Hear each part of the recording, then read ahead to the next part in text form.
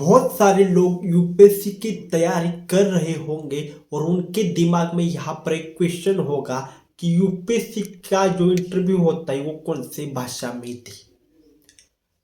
देखो, आप interview English में ही दे रहे हैं, इसका मतलब आप कुछ तो बढ़िया कर रहे हैं, ऐसा कुछ नहीं है। पहली चीज तो आप हिंदी में दे रहे हो तो आप कुछ बढ़िया कर रहे हैं, ऐसा कुछ नहीं है।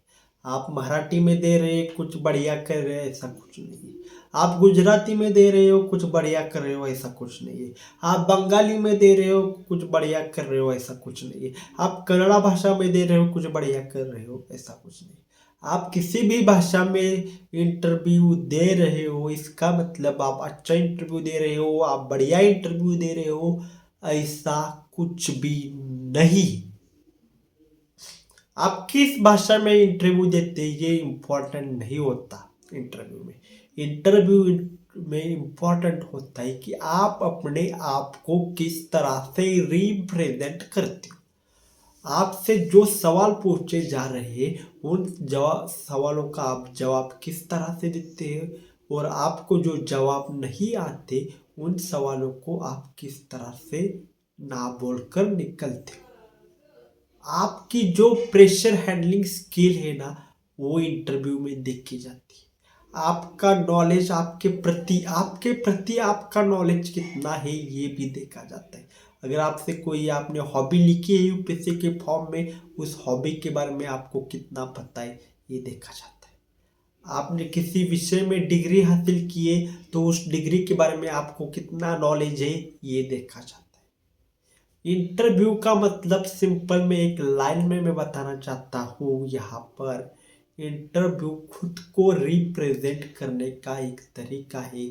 तो सिर्फ और सिर्फ इंटरव्यू में यही देखा जाता है कि आप अपने आप को किस तरह से रिप्रेजेंट कर रहे हो। मैं क्या बोल रहा हूँ, इंटरव्यू में सिर्फ एक ही देखा जाता है कि आप अपने आप को किस तरह से रिप्रेजेंट कर रहे हो। अगर आपने अच्छी तरीके से रिप्रेजेंट कर लिया तो आपको अच्छे मार्क्स मिल जाएंगे। आपको बहुत बढ़िया इंग्लिश आती है, इसका मतलब आपके इंटरव्यू में अच्छे मार्क्स आएंगे क्या? नहीं। क्योंकि आपको कौन सी भाषा आती है यहाँ पर ये इम्पोर्टेंट नहीं करता।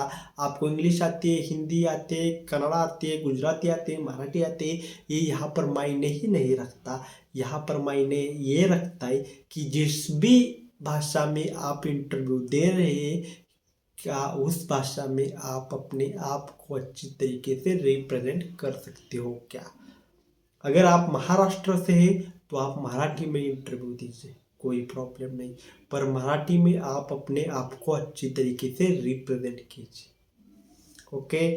आप सपोज बंगाल से तो आप अपने बंगाली भाषा जो लोकल भाषा है उसमें इंटरव्यू दीजिए, कोई प्रॉब्लम नहीं। किसी भी भाषा में आप इंटरव्यू दीजिए, आपकी जो लोकल भाषा होती है, रीजनल भाषा होती है, उसमें इंटरव्यू दीजिए, आपको कोई भी प्रॉब्लम नहीं आएगा। बस याद रखो, इंटरव्यू में भाषा इंपॉर्टेंट नहीं होती। इंटरव्यू में इम्पोर्टेंट होती है अपने आप को रिप्रेजेंट करने का तरीका। अगर आपने अपने आप को इंटरव्यू में अच्छी तरीके से रिप्रेजेंट कर लिया, चाहे आपकी कोई भी रीजनल भाषा हो, कोई प्रॉब्लम नहीं, आपको अच्छे खासे मार्क मिल जाएंगे। पर आपने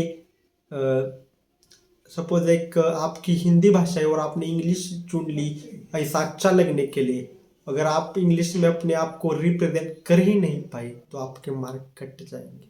अगर आपकी भाषा, मैं तो कहता हूँ जो आपकी रीजनल भाषा है उसी में इंटरव्यू दो। अगर आपकी रीजनल भाषा इंग्लिश है तो इंग्लिश में इंटरव्यू दो और अच्छी तरीके से रिप्रेजेंट करो अपने आप को। अगर आपकी रीजनल भाषा मराठी है तो मराठी में इंटरव्यू दो और अपने आप को मराठी में अच्छी तरीके से रिप्रेजेंट करो। क्योंकि आप अपनी मातृभाषा में ही अपने आप को आपकी जो रीजनल भाषा होती है, जो आप बचपन से बोल रहे हैं, लोकल भाषा है, उसमें ही आप अपने आप को अच्छी तरीके से रिप्रेजेंट कर पाओगे। तो याद रखो, इंटरव्यू में भाषा इंपॉर्टेंट नहीं होती, इंटरव्यू में इंपॉर्टेंट होती है अपने आप को रिप्रेजेंट करना। तो आपकी जो भी लोकल भाषा है, रीजनल भाषा है, उसमें इंटरव्यू दो और अपने आप को अच्छी तरीके से रिप्रेजेंट कर लो। आपका इंटरव्यू अच्छा चला जाएगा और आपको इंटरव्यू में अच्छे मार्क्स आ जाएंगे।